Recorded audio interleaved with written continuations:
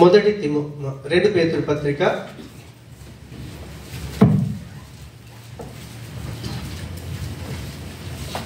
1వ అధ్యాయం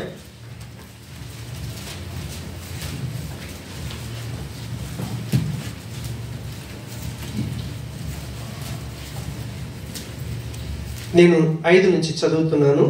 ఈ హేతువు చేతనే మీ మట్టుకు మీరు పూర్ణ జాగ్రత్త గలవరై మీ విశ్వాసమునందు సద్గుణమును, సద్గుణమునందు జ్ఞానమును, జ్ఞానమునందు ఆశానిగ్రహమును, ఆశానిగ్రహమునందు సహనమును, సహనమునందు భక్తిని, భక్తి యందు సహోదర ప్రేమను, సహోదర ప్రేమయందు దయను అమర్చుకొనుడి. ఇవి మీకు కలిగి విస్తరించిన ఎడల అవి మన ప్రభు అయిన యేసుక్రీస్తును గూర్చిన అనుభవ జ్ఞాన విషయంలో మిమ్మల్ని సోమరులైనను నిష్ఫలులైనను కాకుండా చేయను. ఇవి ఎవనికి లేకపోవునో వాడు తన పూర్వ పాపములకు శుద్ధి కలిగిన సంగతి మరిచిపోయి గుడ్డివాడును దూరదృష్టి లేనివాడగును. అందువలన సహోదరులారా, మీ పిలుపును ఏర్పాటును నిశ్చేత చేసుకున్నటకు మరి జాగ్రత్త పడుడి. చూడ ప్రార్థన చేసుకుందాం. ప్రేమ కలిగిన మా తండ్రి, కృపా కనికరం గల మా దేవా, మీకు వందనాలు. నిజంగా నువ్వు ఎంతైనా నమ్మదగిన దేవుడు ప్రభా. నీ కృపకు మేము అప్పగించుకుంటున్నాం. ఈ భయంకరమైన దుష్ట లోకంలో నీ కుమారుడైన క్రీస్తు యొక్క ఆ పరిపూర్ణత మాలో సంపూర్ణం కావాలని మమ్మల్ని మీరు పిలుచుకొని మేము పరలోకములో ఉండాలని మీరు చేసినటువంటి ఏర్పాటును నిశ్చేత చేసుకున్నట కొరకు మేమేం చేయాలో మేము ధ్యానిస్తా ఉన్నాం. మాతో మాట్లాడి మీరు మహిమ పొందుమని యేసు నామమున ప్రార్థించి వేడుకుంటున్నాము తండ్రి. ఆమేన్. హల్లెలూయా. మనం దేవుడి లోకంలో నాశనం అయిపోయి మనల్ని దేవుడు ప్రేమించి తన కుమారుడైన క్రీస్తు దగ్గరికి నడిపించాడు. నడిపించింది ఆయనే, రక్షణ ఇచ్చింది ఆయననే, దేవుని పిల్లలుగా చేసుకున్నది ఆయననే. ఆయన పక్షాన ఆయన పరిపూర్ణమైన కార్యాన్ని చేశాడు.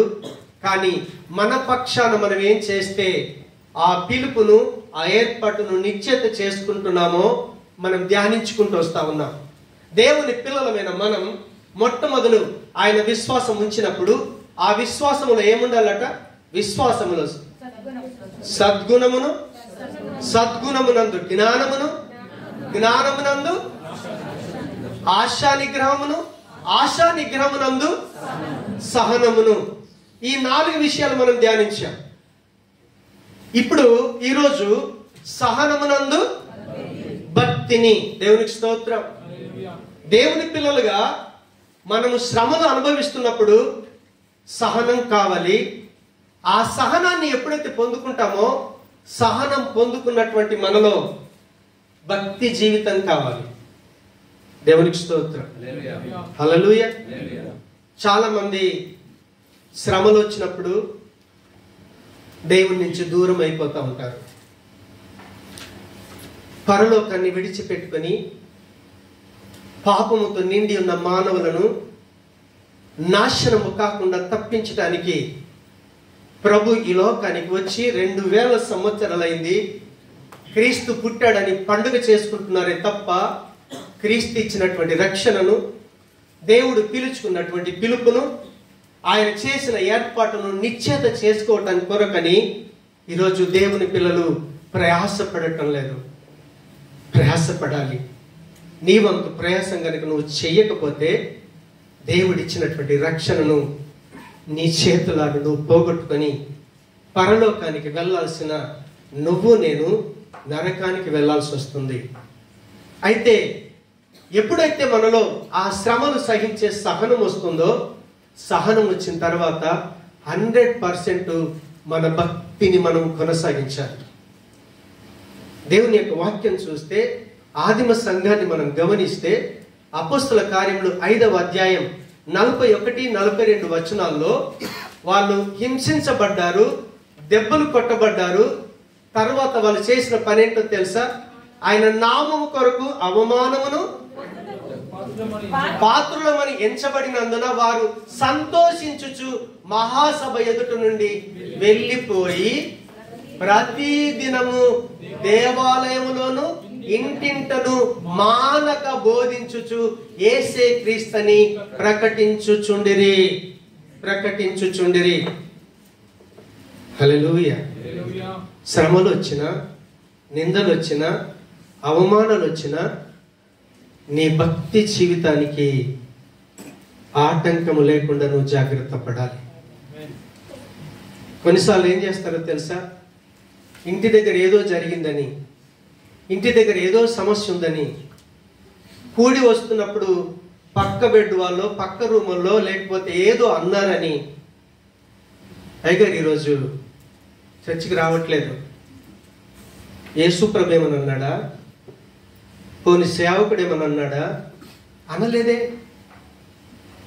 ఒక వ్యక్తి చిన్న మాట అంటే దేవుడి సముఖానికి రావటానికి నీ భక్తి జీవితాన్ని మానుకుంటే నీ కొరకు పరలోకం విడిచిపెట్టుకొని వచ్చి నీ పాపాన్ని తన మీద వేసుకొని శిక్షించబడవలసిన నీ స్థానంలో నీ ప్రభు నిలబడ్డాడే, ఆ ప్రేమ అప్పుడే మర్చిపోయావా? అప్పుడే మర్చిపోయావా? ఏమి జరిగినా దేవుని సముఖానికి రావటం, దేవుణ్ణి ప్రార్థించడం నువ్వు మానుకొనకూడదు. సాతానుడు అక్కడనే మనల్ని కృంగదీసి దేవుని యొక్క ప్రేమ నుంచి వేరు చేయాలని, సహవాసం లేకుండా, సంఘ జీవితం లేకుండా సాతానుడు మనల్ని ప్రేరేపిస్తున్నప్పుడు వెంటనే మోకరించి, ప్రభా నా కొరకు ప్రాణం పెట్టిన ప్రాణ ప్రియుడు, పాట పాడమంటే నీవు లేకుండా నేనుండలేను, ఎంత మంచి అబద్ధాలు పాడతారు. చిన్న శ్రమ వస్తే సంఘానికి రాలేవా? మోకరించి కనీసం ప్రార్థన చేసుకొని దౌర్భాగ్యులు ఉన్నారు. తినటం మానరు, డ్యూటీ చేయటం మానరు, కానీ ప్రార్థన ఉండదు, వాక్యం ఉండదు, సహవాసం ఉండదు, సంఘం ఉండదు. అందుకే హెచ్చరిస్తా ఉన్నాడు, నీలో భక్తి కావాలి, లేదంటే నీ జీవితాన్ని నువ్వు చేతులారా నాశనం చేసుకుంటావు. యేసు పుట్టాడని పండుగ చేసుకోవటం ఎవరికి అవసరం? ఈరోజు పుట్టాడా? 2000 సంవత్సరాలు కంప్లీట్ అయిపోయింది. క్రీస్తుని అంగీకరించింది నువ్వు ఈ రోజేనా? ఎన్ని రోజులు అంగీకరించావు? ఏ రోజు క్రీస్తును నువ్వు కలిగి ఉన్నావో, ఏ రోజు నీ పాపాన్ని నీ ప్రభు ముందు ఒప్పుకొని క్షమించమని ప్రాధేయపడి ఆయన నామం పేరిట బాప్తీసం పొందావో, దేవుని ఆత్మ చేత నువ్వు ముద్రించబడ్డావు. పరిశుద్ధాత్మ దేవుడు నీతో కలిసి నివాసం చేస్తున్నాడు. అయితేనే కదా నువ్వు క్రీస్తును ఆరాధన చేస్తున్నావు.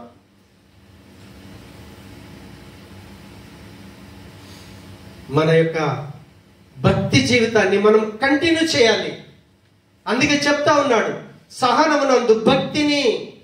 కొంతమంది జీవితాలు ఎలా ఉంటాయో తెలుసా? చాలా మంది కలలు కంటుంటారు, మాట్లాడమంటే గొప్ప గొప్ప మాటలు మాట్లాడతారు. అందుకే ప్రసంగి అంటాడు, ప్రసంగి గ్రంథం 5వ అధ్యాయం 7వ వచనంలో ఏమంటాడంటే, ఒకసారి చూడండి త్వరగా. అధికమైన స్వప్నములను మాటలను నిష్ప్రయోజనములు. నీ మట్టుకు నీవు దేవుని యందు నీ భక్తి ఆచరణలో, క్రియల్లో కనిపించాలి. దేవుని పిల్లలు చాలా మందికి కళలు వస్తుంటాయి, రాసి పెట్టుకుంటుంటారు, దేవుని గురించి ఎన్నో గొప్ప మాటలు మాట్లాడుతుంటారు, కానీ క్రియారూపకంగా ఒక్క కార్యం కూడా చేయడు. ఎంత దౌర్భాగ్యమైన స్థితి. అలాంటి భక్తి అవసరం లేదు ఆయనకి. నీ భక్తి జీవితంలో నువ్వు చేసేది మాటలతో కాదు, క్రియారూపకంగా ఆచరణలో చూపించాలి. ఎవరైనా నీ పక్క వాళ్ళ ఇబ్బంది ఉంటే వెళ్ళి కలువు, ప్రార్థన చేయి, ఆ వ్యక్తి కొరకు ప్రయాసపడు. నీ చేతనైతే ఆ వ్యక్తిని 10 రూపాయలు ఖర్చు పెట్టి ప్రభు సన్నిధానానికి తీసుకొచ్చి నీ ప్రభును పరిచయం చేయి. అది భక్తి జీవితం. ఒక వ్యక్తి కలలో మంచి పొలం పండింది, పంట కోస్తా ఉన్నాడు. అబ్బా పంట వచ్చింది అనుకున్నాడు. తీరా మెలిపోయి చూస్తే ఏమీ లేదు. నువ్వు విత్తితే కదా పొలంలో, విత్తితే నువ్వు పంట కోస్తావు, కలలు కంటే కొయ్యలేరు. కొన్నిసార్లు దేవుడు కళల ద్వారా చూపిస్తాడు. ఆ కళ నెరవేర్పు కొరకు ప్రయాసపడాలి. యోసేపుకు కళలు చూపించాడు. ఆ కళ నెరవేర్పు కొరకు ఎన్ని శ్రమలు అనుభవించాడు. అది భక్తి జీవితం. ప్రాక్టికల్ లైఫ్లో దాన్ని చూపించాలి. కాబట్టి మనం మన భక్తి జీవితాన్ని క్రియల ద్వారా మనం దాన్ని చూపించాలి. నీ చేతనితో ఒక వ్యక్తిని, ప్రభువు ఎరగని వ్యక్తిని ప్రయాసపడి నీ దేవుని సముఖానికి తీసుకొచ్చి నీ యొక్క విమోచకుడు, నిరక్షకుడైన ప్రభువును పరిచయం చేయి.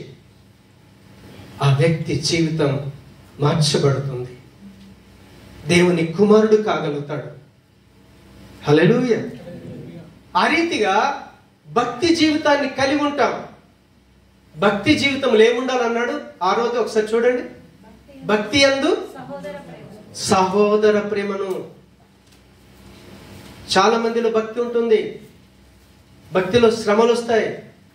మనం మొదటి తెస్స 1వ అధ్యాయం 6వ వచనాన్ని చూస్తే అక్కడ తెస్సలోనిక సంఘస్థుల జీవితం ఎలా ఉంది అంటే, వాళ్ళు పరిశుద్ధాత్మ వలన కలుగు ఆనందముతో గొప్ప ఉపద్రవమందు మీరు వాక్యమును అంగీకరించి మమ్మును ప్రభువును పోలి నడుచుకొనిన వారైతిరి. తెస్సలోనిక సంఘాన్ని స్థాపించినప్పుడు అక్కడ సంఘమున్న విశ్వాసులు, మీరు అపోస్తల కార్యములు 17వ అధ్యాయం 1 నుంచి 15 వచనాల దాకా తర్వాత చదువుకోనండి. పౌలు శీలలు చెరసాల నుంచి బయటకు వచ్చారు, తెస్సలోనిక ప్రాంతానికి వెళ్ళారు. ప్రభును ప్రకటిస్తూ ఉంటే అక్కడున్న అనేకులు ప్రభులోకి వస్తూ ఉంటే పనికి మాలినటువంటి యూదులట కొంతమంది పోగై పౌలును శీలను పట్టుకొని కొట్టడానికి ఆయనకు ఆశ్రయం ఇచ్చిన వ్యక్తిని పట్టుకొని పెద్దల సభ దగ్గరికి తీసుకొచ్చి హింసించారట. వాళ్ళు మానలేదు. వాళ్ళు తెస్సలోనిక నుంచి ఎక్కడికి వెళ్ళారో తెలుసా? మళ్ళీ బెరియాకు వెళ్ళారు. బెరియాలో క్రీస్తును ప్రకటిస్తా ఉన్నారు. దేవునికి స్తోత్రం. హల్లెలూయా. ఆ భక్తి లోపల ఏం కావాలి అంటే సహోదర ప్రేమ. దేవునికి స్తోత్రం. భక్తిలో మనకి ఏముండాలట? చాలా మంది భక్తి ఉంది, భక్తి లోపల ఏం కావాలంటే సహోదర ప్రేమ. సహోదర ప్రేమను ఎందుకన్నాడు చెప్తారా? సో ఇక్కడున్న మనం ఒక గ్రామానికి చెందిన వాళ్ళం కాదు, ఒక జిల్లాకు చెందిన వాళ్ళం కాదు, ఒక కులానికి సంబంధించిన వాళ్ళం కాదు, ఒక ప్రాంతానికి సంబంధించిన వాళ్ళం కూడా కాదు. కానీ ఈరోజు ఒక కుటుంబంగా జీవిస్తా ఉన్నాం. కారణం ఏంటో చెప్తారా? మీరు కుటుంబంగా జీవించడానికి రీజన్ ఏంటో చెప్తారా? క్రీస్తు దగ్గరికి రావటం ద్వారా ఆ వ్యక్తికి దేవుడు ఎవరో తెలిసిపోతాడు. మీరు ఎక్కడైనా వెళ్ళండి, ఏ మత గ్రంథాల దగ్గరికైనా వెళ్ళండి, ఏ దేవుళ్ళ దగ్గరికైనా వెళ్ళండి, సృష్టికర్త అయిన దేవుడు వాళ్ళకి అర్థం కాడు. ఎందుకో తెలుసా? నేను ప్రభులోకి రాకంటే ముందు షిరిడి సాయిబాబా, సత్య సాయిబాబా ఆరాధన చేసేవాడిని. పుట్టపర్తికి వెళ్ళి దాదాపుగా సంవత్సరంలో 6 నెలలు ఆ సత్య సాయిబాబా దగ్గర శిష్యులుగా చేసుకుంటూ ప్రశాంతి నిలయంలో గడిపేవాళ్ళం. కానీ దేవుడు ఎవరో అర్థం కాలేదు. క్రీస్తు దగ్గరికి వచ్చాక నాకు ప్రాణం ఇచ్చింది ఎవరో, నాకు ఆత్మనిచ్చింది ఎవరో, నా సృష్టికర్త ఎవరో నాకు తెలియపరచబడ్డది. నేనేంటో నాకు అర్థమైంది. నేను పాపినన్న సత్యం నాకు అర్థమైంది. నా పాపం దేవునికి దూరం చేసిందని, నేను పాపినని ఎప్పుడైతే గ్రహించి నా పాపాన్ని ప్రభు ముందు ఒప్పుకొని ఎప్పుడైతే పశ్చాత్తాపడి ఆయన నామం పేట బాప్తిసం పొందానో, తిరిగి దేవుడితో నాకు అనుబంధం ఏర్పడ్డది. దేవుణ్ణి కలిసి జీవించే అద్భుతమైన జీవితం వచ్చింది. అప్పుడు నేనేమనుకున్నానో తెలుసా? నా దేవుని యొక్క కుమారుణ్ణి నేను. దేవుని యొక్క ప్రియమైన కుమారుడని నాకు అర్థమైపోయింది. పనికిరాని నా కొరకు నా ప్రభు ప్రాణం పెట్టి కొనుక్కున్నాడు. ఎవ్వడు నన్ను ప్రేమించలేదు. నేనేదైనా చెడ్డ పని చేస్తే నన్ను హేళన చేసి దూషించారే తప్ప నన్ను ప్రేమ చేయలేదు. కానీ నా ప్రభు ప్రేమించి నా పాపానికి రావాల్సిన శిక్ష నుంచి నన్ను తప్పించి తన బిడ్డగా చేసుకున్నాడే. క్రీస్తు దగ్గరికి వస్తే దేవుడు ఎవరో అర్థమవుతుంది. ఆ దేవుడి దగ్గర మనమందరం ఆయన పిల్లలమని అర్థం కాకపోతే ఈరోజు ఈ ప్రేమ లేదు. క్రీస్తు రక్తంలో ఎప్పుడైతే మనం కడగబడ్డామో సైతాన్ గాడి యొక్క అధికారం కింద నుంచి తప్పించబడి దేవుని యొక్క అధికారం కిందకి వచ్చాము. ఎందరు తన్ను అంగీకరించరో అనగా తన నామమునందు విశ్వాసం ఉంచిన ప్రతి ఒక్కరికి దేవుడు తన పిల్లలగుటకు అధికారం ఇచ్చాడు. దేవుడు ఈరోజు అధికారికంగా తండ్రి అని పిలవగలుగుతున్నాం దేవుణ్ణి. ఆ ఒక్కడైన దేవుడికి మనమందరం పిల్లలమని క్రీస్తు దగ్గరికి రావటం ద్వారా మనకు అర్థమైంది తప్ప నువ్వు వేరే ఎక్కడికి వెళ్ళినా అర్థం కాదు. ఈరోజు క్రీస్తులో ఉన్నాం కాబట్టి మనమంతా ఒక దేవుని పిల్లలం. దేవుడు ఒకటే, సువార్త ఒకటే, బాప్తిస్మం ఒకటే, కుటుంబం ఒకటే. మనమంతా సంఘం, దేవుని పిల్లలుగా కూడుకున్నాం. కాబట్టి ఇక్కడ మనం నువ్వు పలానా ప్రాంతం, మా ఊరు కాదు, మా భాష కాదు, మా మతం కాదు అనటానికి అవకాశం లేదు. ఎందుకో తెలుసా? సంఘము క్రీస్తు శరీరము. పౌలు అంటాడు కొరింథీ పత్రికలో రాస్తున్నప్పుడు, మీరు క్రీస్తు యొక్క శరీరం అయి ఉన్నారు. శరీరం ఒకటే, అవే అనేకమైన అవయవాలు ఉన్నాయట. అనేకమైన అవయవాలు ఒక్కటై ఉన్నాయట. మనిషిని చూపిస్తే బాడీ అంతా చూపించి మనిషిని చూపిస్తాం, శరీరాన్ని చూపిస్తాం. కానీ ఎన్నో అవయవాలు ఉన్నాయి. రకరకాల కులాల నుంచి, మతాల నుంచి ప్రభులోకి వచ్చామే. ఇప్పుడు మనమందరం ఒక్కటై ఉన్నాము. సహోదర ప్రేమను ఎందుకన్నాడంటే, సహోదరులను ఎవరంటారు? ఒక్క తండ్రికి పుట్టిన పిల్లల్ని సహోదరులను పిలుస్తాం.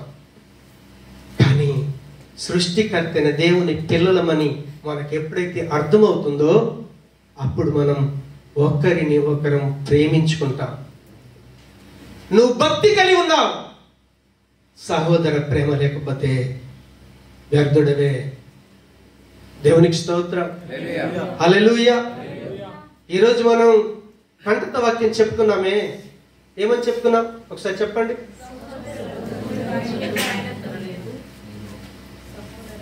మొదటి తెస్తే 4:9 త్వరగా.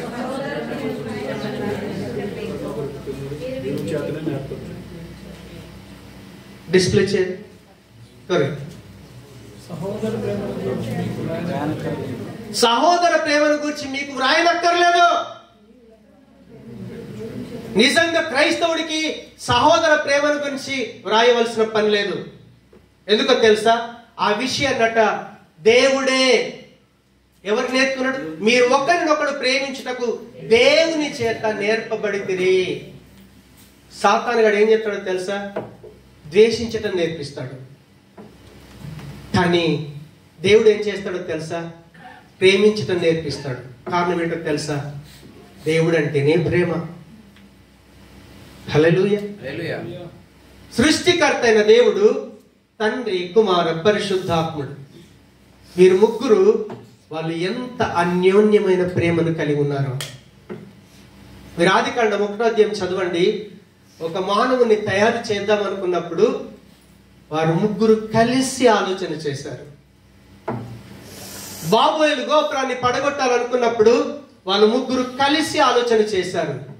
దేవుడు ఏ కార్యం చేసినా తండ్రి, కుమార, పరిశుద్ధాత్ముడుగా ముగ్గురు ఒకరినొకరు ప్రేమతో కలిసి మంచి సహవాసముతో ప్రతి కార్యాన్ని చేశారు.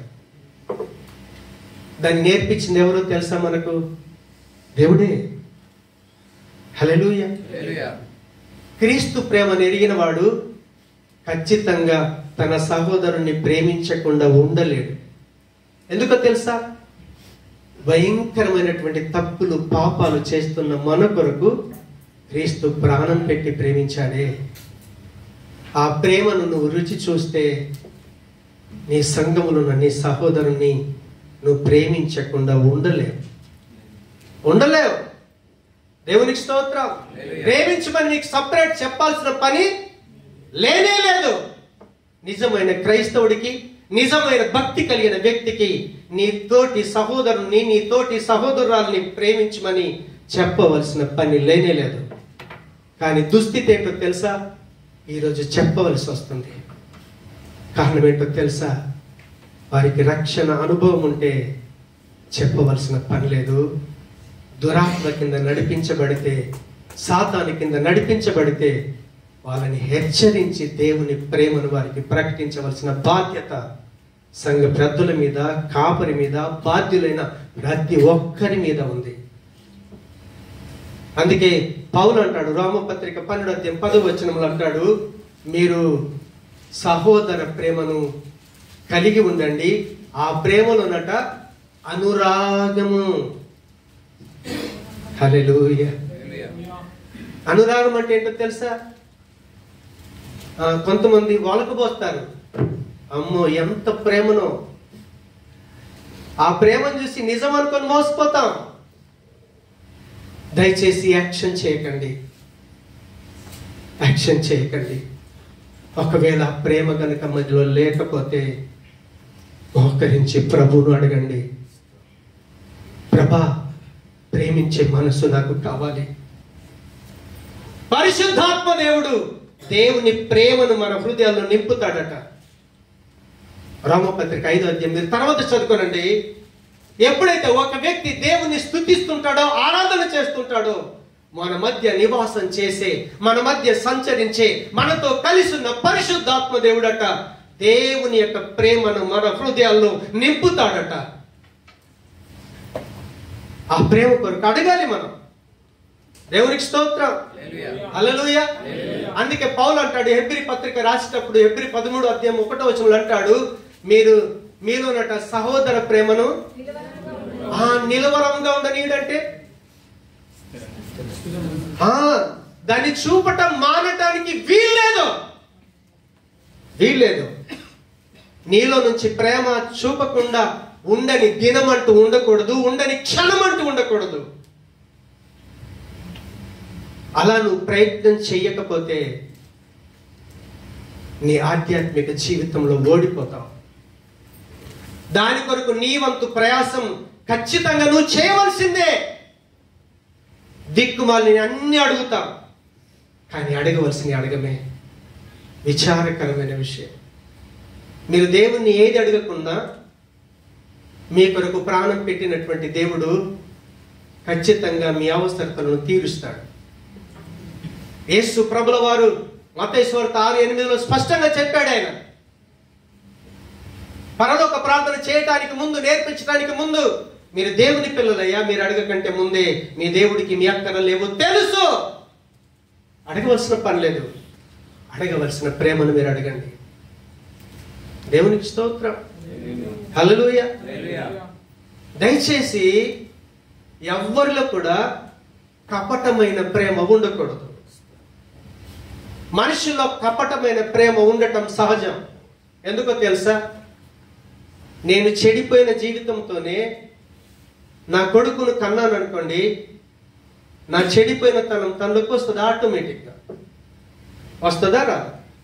ఇక్కడ మనందరి కన్న తల్లిదండ్రులు వాళ్ళు పాపములో ఉన్నప్పుడే మనల్ని కన్నారు. దావీదు అంటాడు, అంత గొప్ప రాజే, నా తల్లి నన్ను మనమందరం పాపములు ఉన్నోళ్ళమే. మన పిల్లలకి మనం ఇచ్చే వారసత్వం ఏంటో తెలుసా? పాపమే. ఆదాము అవ్వలు తన పిల్లలకి ఏం పంచిచ్చారు? పాపాన్ని పంచిచ్చారు. కానీ క్రీస్తు ఏమి ఇచ్చాడో తెలుసా? అది అర్థం కావాలి. దేవునికి స్తోత్రం. హల్లెలూయా. మన లోపల నిజంగా శరీర సంబంధమే అయితే, సైతాన్ అధికారం కిందనే ఉన్నట్టయితే ఖచ్చితంగా వ్యక్తి లోపల కపటమైన ప్రేమ ఉంటుంది. కానీ ఈరోజు మనం క్షయ బీజము నుండి కాక అక్షయ బీజము నుండి పుట్టిన వాళ్ళం.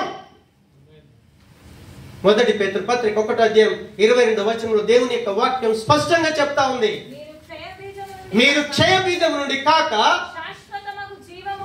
శాశ్వతమగు జీవము గల దేవుని వాక్య మూలముగా అక్షయ బీజము నుండి పుట్టింపబడిన వారును. కాబట్టి దయచేసి వాక్యం ద్వారా మన జీవితాలే గనక పుట్టినయే అయితే, దేవునిలో పుట్టిన జీవితం మనలో ఉంటే, తిరిగి జన్మించినటువంటి ఆధ్యాత్మిక జీవితం మనలో ఉంటే,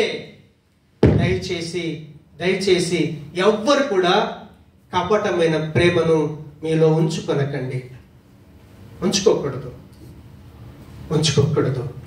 సాతాను గాడు కపటమైన ప్రేమిస్తాడు. మీరు దయచేసి ఎవరి మీద కోపం ఉంటే డైరెక్ట్ మీ కోపాన్ని వ్యక్తం చేయాలి. కోపాన్ని లోపల దాచిపెట్టుకొని బయటికి ప్రేమను పంచి, ఏదైనా వాళ్ళకి జరిగినప్పుడు బాగా జరిగింది, బయటికి praise lord brother sister, praise the lord. వాళ్ళకి ఆపద వచ్చినప్పుడు పలకరించడానికి వెళ్తారు సంతోషంగా, లోపల సంతోషం ఉంటుంది, బయటికేమో అయ్యో ఇలా జరిగిందా, పైగా మొసలి కన్నీరు ఏడ్చి కూడా వస్తారు. ఎంత దురదృష్టకరం. నీ అంతరంగాన్ని నీతో కలిసి ఉన్న దేవుడు చూడట్లేదా? వద్దు ఆ ప్రేమ. నీలో భక్తి ఉంది కానీ సహోదర ప్రేమ లేదే. ఆ సహోదర ప్రేమ కొరకు నువ్వు ప్రయాసపడాలి, అడగాలి. ఎందుకో తెలుసా? అది స్వభావ సిద్ధంగా మనలో లేదు. స్వభావ సిద్ధంగా మనలో ఉన్నది కపటమైన ప్రేమ. దాని నుంచి మనం బయటికి రావాలి. ఈరోజు దేవుని పిల్లలమని చెప్పుకుంటున్నాం. ఎక్కడో గడపాల్సిన సమయాన్ని దేవుని సముఖానికి వచ్చి మేము భక్తి పరులమని, క్రైస్తవులమని, క్రీస్తుని వెంబడిస్తున్నామని, దేవుని పిల్లలమని చెప్పుకొని జీవిస్తున్నామే.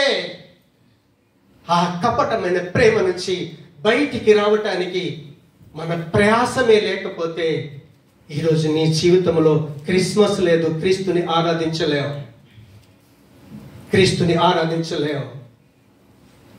అందుకే పరిశుద్ధాత్మ దేవుడు హెచ్చరిస్తా ఉన్నాడు, మీలో కపటమైన ప్రేమ ఉండకూడదు.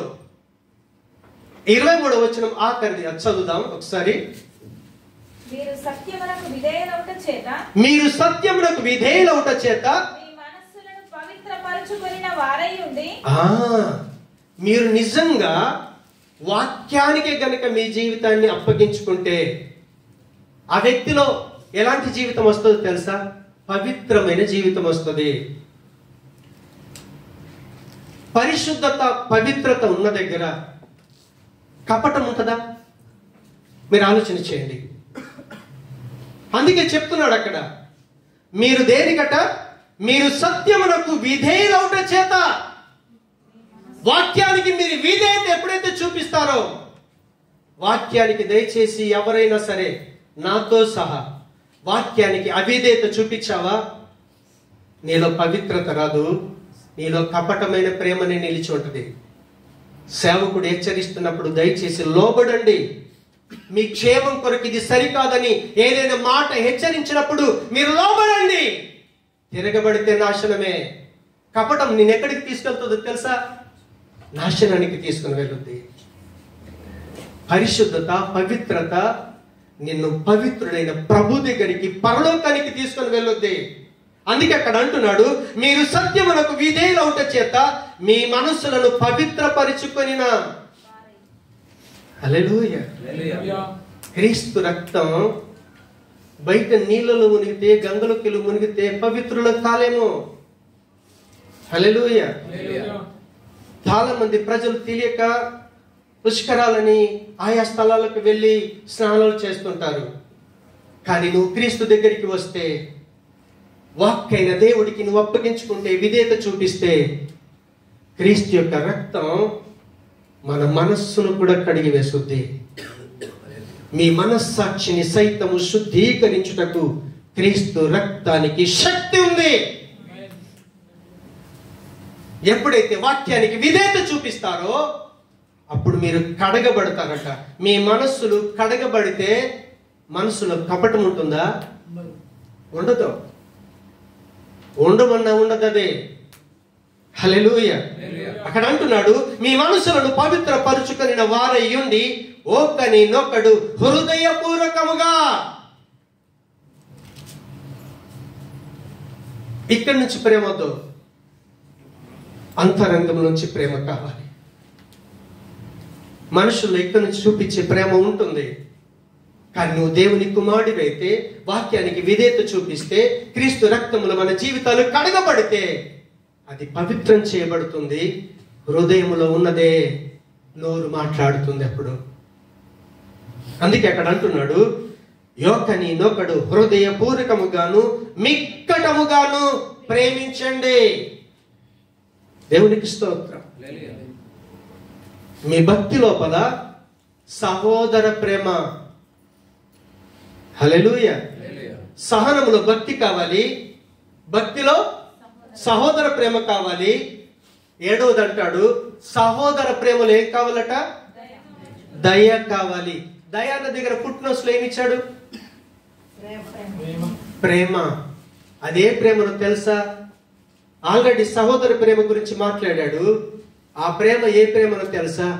అగాపే ప్రేమ, దేవుని ప్రేమ. మనుషులు చూపించే ప్రేమను, పిల్లల పట్ల చూపించే ప్రేమను, భార్య భర్తల మధ్య చూపించే ప్రేమను కాదు. మనకు ప్రాణాత్మ శరీరం ఇచ్చినటువంటి దేవుడు ఉన్నాడే, ఆ దేవుని ప్రేమ చేత నింపబడాలి. ఇప్పుడు మన మధ్యన సహోదర ప్రేమ వచ్చింది అనుకోండి, సహోదర ప్రేమలో దైవికమైన ప్రేమ కావాలట. 7వది ఏం కావాలి? సహోదర ప్రేమ. దాని కొరకు నువ్వు ప్రయాసపడ్డావు కదా, ఆ ప్రేమ లోపల ఇప్పుడు ఏం కావాలంటే దైవికమైన ప్రేమ కావాలి. దేవునికి స్తోత్రం, హల్లెలూయా. క్రొత్త నిబంధనలో కేవలము దైవికమైన ప్రేమను గురించి 116 సార్లు రాయబడ్డది. ఎంత ఇంపార్టెంట్ అయితే అన్నిసార్లు రాయబడాలి. ఎందుకు? మీరు బయటకు వచ్చేటప్పుడు మీ అమ్మ నాన్న 1-2 సార్లు మిమ్మల్ని హెచ్చరిస్తారే, చెప్పిన విషయాన్ని మళ్ళీ మళ్ళీ చెప్తా ఉంటే, మమ్మీ ఎన్నిసార్లు చెప్తావో నాకు తెలుసు కదా. పిల్లలు ఈసడించుకుంటారు, సహనం కోల్పోతారు. పాపం మన ప్రేమతోనేమో మళ్ళీ మళ్ళీ చెప్పిన విషయాన్ని చెప్తా ఉంటారు. మనకు ప్రాణాత్మ శరీరాన్ని ఇచ్చిన దేవుడు ఆ కొత్త నిబంధనలోనే 116 సార్లు దేవుని ప్రేమను గురించి ప్రకటించాడు ఆయన. అది ఎంత ఇంపార్టెంట్ అయితే ఆ ప్రేమను గురించి దేవుడు మనకు తెలియచేయాలి. మీరు ఆలోచన చేయండి. సహోదర ప్రేమలో దైవికమైన ప్రేమ కావాలి. లేకపోతే మన జీవితం ఎలా ఉంటుందో తెలుసా? 1 కొరింథీ పత్రిక 13వ అధ్యాయం 1వ వచనం ఒకసారి చూద్దాం త్వరగా. మనుషుల భాషలతోనూ దేవదూతల భాషలతోనూ నేను మాట్లాడినను, ప్రేమ లేని వాడనైతే మ్రోగడి కంచును గనగనలాడు తాళమునయ్యుందును. హల్లెలూయా.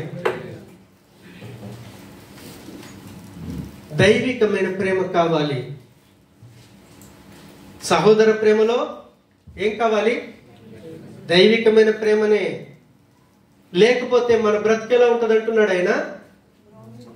చాలా మంది భక్తి పరులు ఏమనుకుంటారంటే, దేవుడిలో స్వార్థం ఉంటుందా? స్వార్థం ఉండదు. అవునా? దేవుడు నీకు ఏం వరం ఇచ్చాడట? భాషలతోనే మాట్లాడేది. దేవదూషణ భాషలతో నేను మాట్లాడినను. దేవుడు తన పక్షాన వరాలను ఇస్తాడు, అన్ని ఇస్తాడు. కానీ మనిషిగా నువ్వు సహోదర ప్రేమని కలిగి ఉన్నావే, ఆ ప్రేమలో గనక దైవికమైన ప్రేమే గనక లేకపోతే నీ లైఫ్ వేస్ట్. ఆడు మాట్లాడేవాడుగానే ఉంటాడు, ప్రయాసపడు. ఒక్క అడుగు కూడా ముందుకు వేయడు. ఒక్క సెకండ్ కూడా దేవుడి కొరకు పని చేయలేడు. ఒక్క సెకండ్ కూడా. ఒక్క సెకండ్ కూడా. ఈరోజు మనం ప్రపంచమంతా క్రిస్మస్ పండుగ చేసుకుంటుంది కదా. ఎందుకొరకు చేసుకుంటున్నారో చెప్తారా? ప్రపంచంలోని ప్రజలందరూ కూడా క్రీస్తును ఆరాధించటానికి, క్రిస్మస్ పండుగ చేసుకోవటానికి, దాని వెనకాల ఒక మనిషి లోపల దైవికమైన ప్రేమే గనక లేకపోతే ఈరోజు ప్రపంచానికి క్రీస్తు లేడు. ఒకవేళ నీ సహోదర ప్రేమలో గనక దైవికమైన ప్రేమ లేకపోతే నువ్వు ఒక్కడికి కూడా క్రీస్తుని గురించి చెప్పలేవు. నీ కొరకు నువ్వు బ్రతుకుతావు తప్ప దేవుని కొరకు, పరిచర్య కొరకు, సంఘం కొరకు నువ్వు బ్రతకలేవు. భ్రష్టుడవై చచ్చిపోతావు. లూకాసు వార్త 2వ అధ్యాయం ఒకసారి 38వ వచనం చూడండి. లూకాసు వార్త 2వ అధ్యాయం 38వ వచనం. ఆమె కూడా లోపలికి వచ్చి దేవుని కొనియాడి యెరూషలేములో విమోచన కొరకు కనిపెట్టుకొనుచున్న వారందరితోనూ ఆయనను గురించి మాట్లాడుచుండెను. అంతటా వారు ప్రభు ధర్మశాస్త్రము చొప్పున చేసిన పిమ్మట దయచేసి 1:38 లూకాసు వార్త 1:38. అందుకు మరియా ఇదిగో ప్రభువు దాసురాలను నీ మాట చొప్పున నాకు జరుగునుగాక నేను. ఎవరు చెప్తున్నారు తెలుసా? పాట పాడతారు కదా,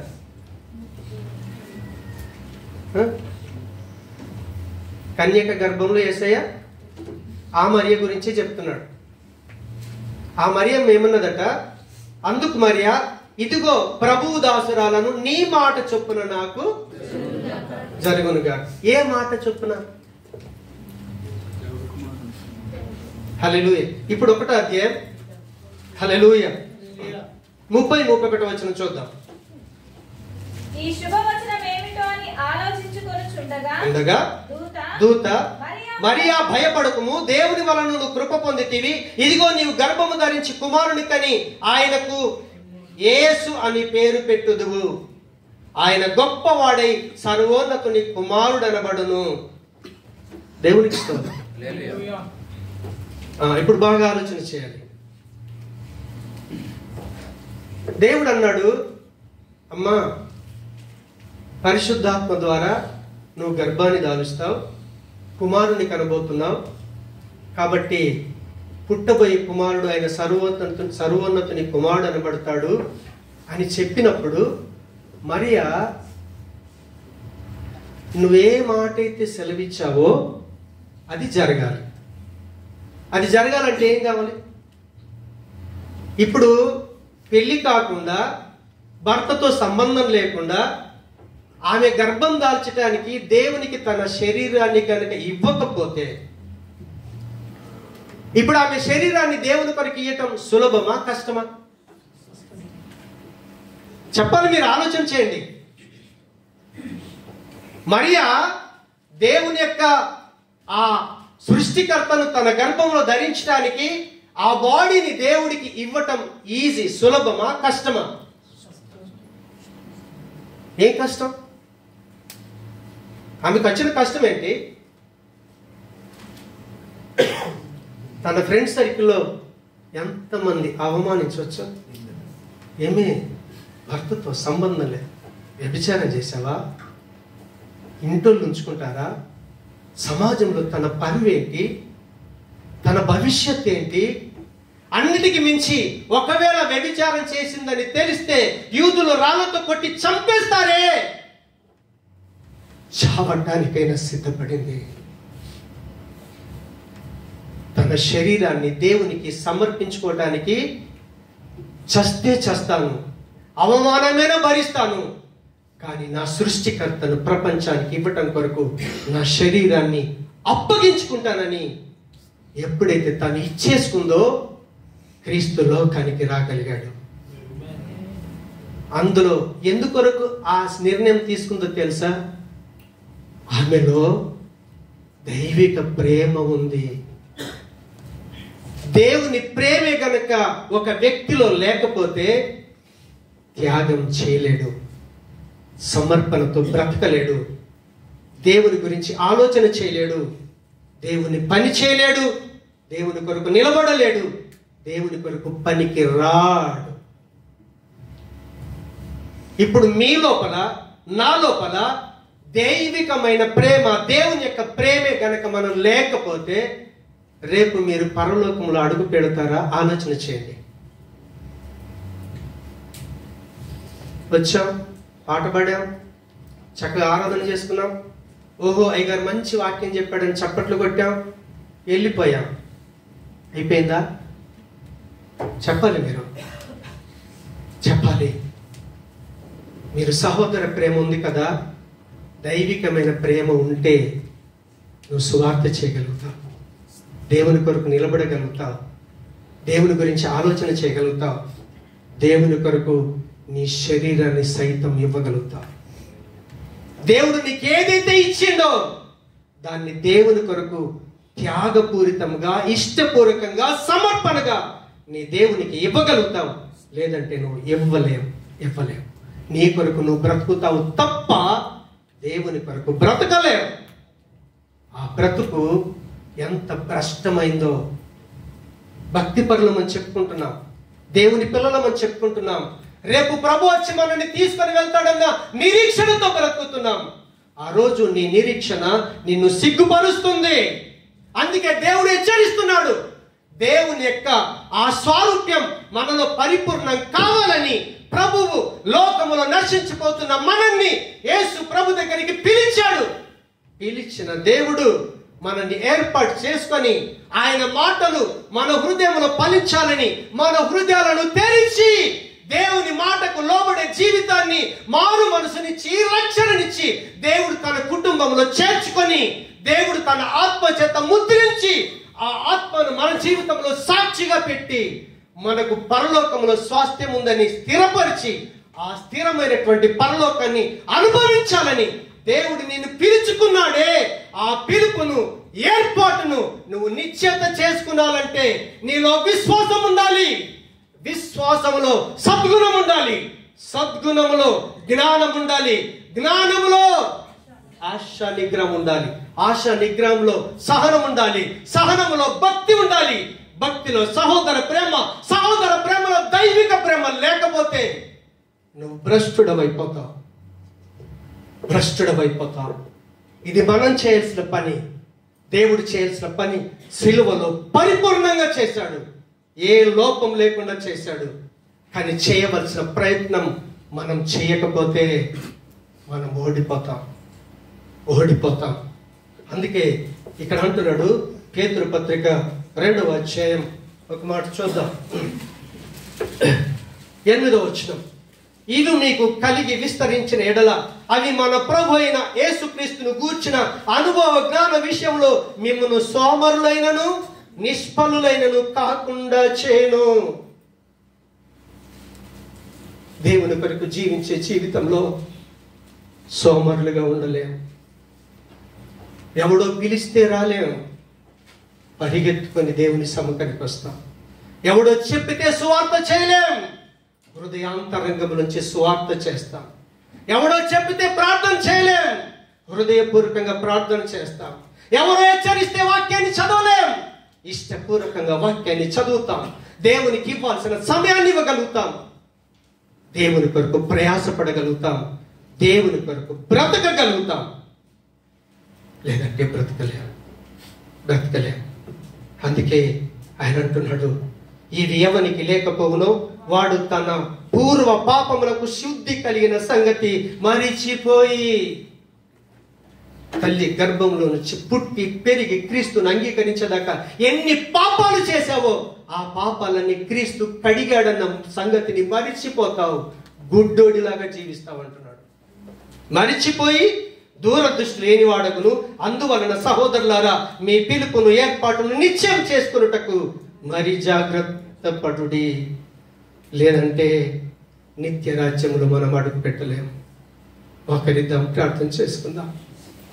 క్రిస్మస్ అని పండుగ చేసుకుంటున్న దినాలు మన జీవితం ఎలా ఉంది? చనిపోయి నరకానికి వెళ్ళాల్సిన మనం ఈరోజు దేవుడున్న స్థలానికి పరలోకానికి వెళ్ళటానికి మన ఆత్మీయ యాత్రను కొనసాగిస్తూ భక్తి పరమని చెప్పుకుంటున్న మనలో ఆయన యందు విశ్వాసం ఉంచాము. ఒకవేళ విశ్వాసమే ఉంచితే విశ్వాసమునందు సద్గుణం ఉందా, సద్గుణంలో జ్ఞానం ఉందా, జ్ఞానములో ఆశా నిగ్రహం ఉందా, ఆశా నిగ్రహంలో సహనం ఉందా, సహనములో భక్తి ఉందా, భక్తిలో ప్రేమ ఉందా, ఆ ప్రేమలో దైవికమైన ప్రేమ ఉందా? లేకపోతే అడగండి, అడుగుదాం అడుగుదాం అడుగుదాం. దేవుడు అడిగితే ఇస్తానన్నాడు. పనికి మళ్ళీ అడగటం కాదు, పనికి వచ్చేటివి ప్రయోజనమైనవి మనకు కావలసిన వాటిని అడుగుదాం. ప్రేమ కలిగిన మా తండ్రి, కృపా కనికరం గల మా దేవా, నీకు వందనాలు చెల్లిస్తున్నాము. దేవా, మీరు మమ్మల్ని పిలుచుకొని మీరు మా కొరకు ఏర్పాటు చేసిన పరలోకం, ఆ గృహాలు, ఆ స్థలాన్ని మేము స్వతంత్రించుకున్నట కొరకు మీ అందు విశ్వాసంలో సద్గుణాన్ని కలిగి ఉండటకు సహాయం దయచేయండి. సద్గుణంలో జ్ఞానాన్ని దయచేయండి. జ్ఞానంలో ఆశా నిగ్రహం, ఆశా నిగ్రహంలో సహనాన్ని, సహనంలో భక్తిని, భక్తి యందు సహోదర ప్రేమను, సహోదర ప్రేమ యందు దైవికమైన ప్రేమనిచ్చి కేవలము నీ మహిమ కొరకే మమ్మల్ని అందరినీ సాక్షులుగా నిలవబెట్టుకొనుమని విత్తబడిన నీ జీవపు మాటలు నాలోను మా అందరి హృదయాలలో నీరు కట్టి ఫలింపచేసి కేవలము నీ మహిమ కొరకు మమ్మలను సాక్షులుగా నిలవబెట్టుకొనుమని యేసు నామమున ప్రార్థిస్తున్నాము తండ్రి. ఆమేన్.